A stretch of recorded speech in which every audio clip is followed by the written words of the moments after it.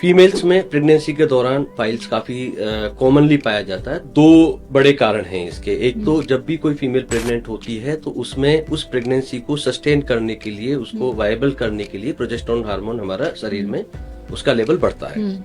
और progesterone hormone का अपना एक काम रहता है कि वो ब्लड्स का वैसोडाइलेटेशन करता है, मतलब ब्लड का एक तरह से फैलाता है।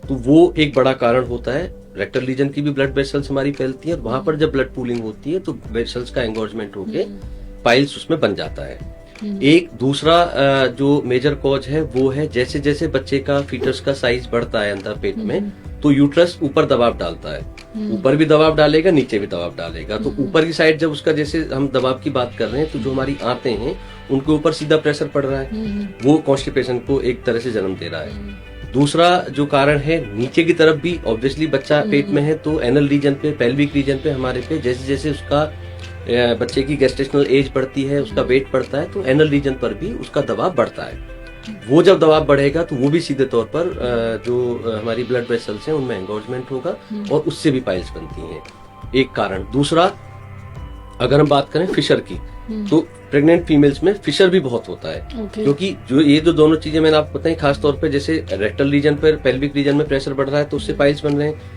एब्डोमेन पे जब हमारी आंतों पे प्रेशर बढ़ रहा है उससे कॉन्स्टिपेशन होती है। और अगर pregnant female hard stool pass कर रही है तो जैसे अभी हमारी चर्चा हुई कि fissure is a breach in continuation of mucous membrane in anal region, जो हमारी गुदा क्षेत्र है वहां पर कट लग जाता है। तो अगर हार्ड स्टूल, एक लिमिट से ज्यादा हार्ड स्टूल प्रेग्नेंट फीमेल पास करेगी तो एनल रीजन में टीयर बनता है और इस टीयर को ही हम फिशर कहते हैं।